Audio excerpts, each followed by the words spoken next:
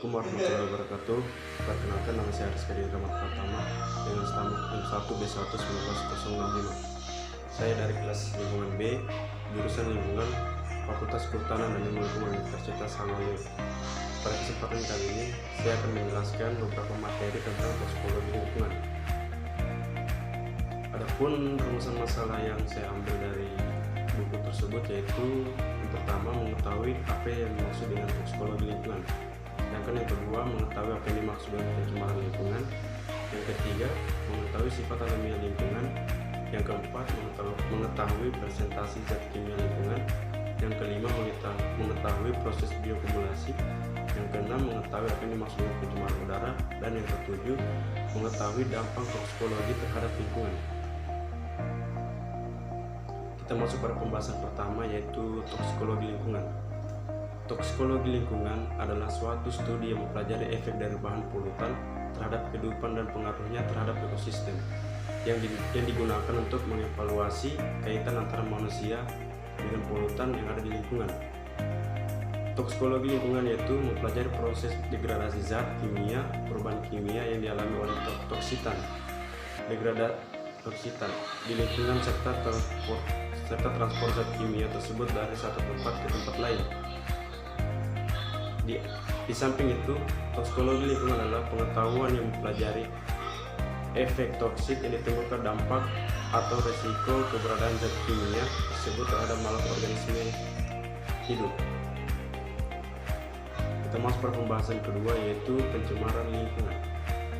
Pencemaran lingkungan adalah masuk atau dimasukkannya makhluk hidup, zat, energi atau komponen lain ke dalam lingkungan atau berubahnya tatanan lingkungan akibat kegiatan manusia atau proses alam.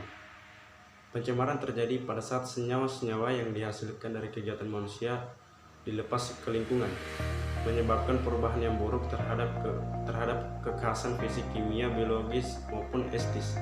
Kita lihat pada gambar di samping yang merupakan sumber dari pencemaran lingkungan. Kita masuk ke pembahasan berikutnya, yaitu sifat alamiah lingkungan.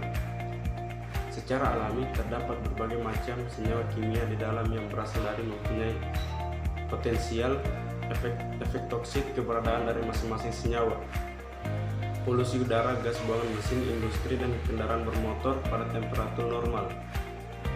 Gas nitrogen atau N2 dan oksigen atau O2 yang mengisi sebagian besar udara atmosfer tidak bereaksi satu sama lain.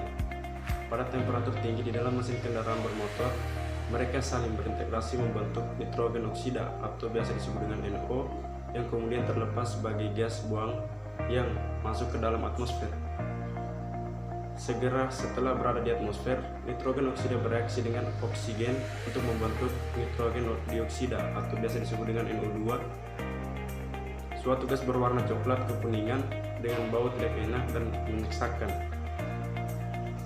Gas nitrogen dioksida ini yang menyebabkan terjadinya kabut kecoklatan yang menyelimuti udara perkotaan. Biasanya gas NO2 tetap berada di udara atmosfer sekitar selama 3 hari. Jumlah kecil dari NO2 dapat bereaksi dengan uap air membentuk asam nitrat yang kemudian dapat mengalami presipitasi dan tersapu dari udara atmosfer melalui hujan. Kita masuk pada pembahasan berikutnya, yaitu presentasi zat kimia lingkungan. Secara umum, presentasi dapat diartikan sebagai waktu tinggal suatu zat kimia dalam lingkungan maupun dalam lingkungan baik berupa tanah, air, dan udara, atau sebagai waktu paruh dari degradasi zat kimia lingkungan. Kita masuk pada pembahasan berikutnya, yaitu proses biokumulasi.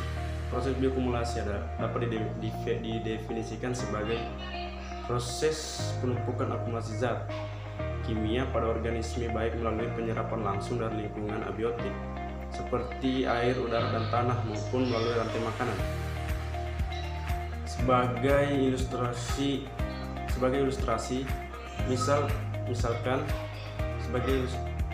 misalkan yang ada pada awalnya keberadaan di suatu reservoir air atau biasa disebut dengan danau di bawah ambang batas membahayakan. Toksikan itu akan mencemari tanaman-tanaman air maupun binatang-binatang kecil yang kemudian melalui rantai makanan akan sampai pada ikan. Dan selanjutnya pada pemakan ikan termasuk manusia, seperti halnya dengan suatu zat kimia yang bergerak dari satu organisme ke organisme lainnya, akan terjadi peningkatan konsentrasi zat tersebut melalui proses yang disebut bioakumulasi atau biokonsentrasi. Kita masuk pada pembahasan berikutnya, yaitu pencemaran udara. Definisi pencemaran udara umumnya dapat diartikan sebagai udara yang mengandung satu atau lebih bahan kimia dalam konsentrasi yang cukup tinggi untuk dapat menyebabkan gangguan atau bahaya terhadap manusia, binatang dan tumbuh-tumbuhan. Dan harta benda polutan udara dapat dikelompokkan ke dalam dua polutan, yaitu polutan udara primer dan polutan udara sekunder. Yang dimaksud dengan polutan udara primer yaitu polutan udara primer atau suatu bahan kimia yang ditambahkan langsung ke udara yang menyebabkan konsentrasinya meningkat dan membahayakan.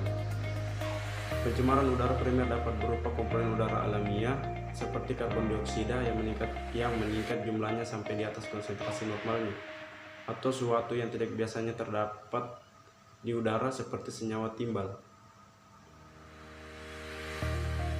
Sedangkan polutan udara sekunder yaitu polutan udara yang memiliki senyawa kimia berbahaya yang terbentuk oleh atmosfer melalui reaksi kimia diantaranya sebagai komponen udara. Contohnya yaitu seperti pencemaran sekunder. Contohnya pencemaran sekunder adalah kabut fotokimia. Polusi udara dan kesehatan. Polusi udara. Efek yang ditimbulkan oleh polusi udara dapat dibagi menjadi 4 kelompok, yaitu efek jangka pendek atau akut terhadap saluran pernafasan, yang kedua efek jangka panjang atau kronik terhadap saluran pernafasan, yang ketiga kanker paru-paru, dan yang keempat efek terhadap bukan saluran pernafasan. Bahaya bagi kesehatan yang ditimbulkan oleh polusi udara yaitu berupa gangguan pada kesehatan dan iritasi mata dan sakit kepala, sampai asma, bronkitis, emfisema, dan kanker paru-paru. Dan yang terakhir, pembahasan terakhir yaitu dampak toksikologi terhadap lingkungan. Ada beberapa dampak toksikologi terhadap lingkungan yang dimana yang pertama yaitu kerusakan ekosistem bagi seluruh makhluk hidup. Yang kedua, memicu terjadinya gangguan kesehatan terhadap makhluk hidup. Dan yang ketiga, penurunan kualitas udara dan tanah. Dan yang keempat, memicu terjadinya perubahan iklim. Mungkin itu saja yang dapat saya sampaikan dari presentasi saya kali ini. Lebih dan kurangnya mohon dimaafkan. Bila itu, wassalamualaikum warahmatullahi wabarakatuh.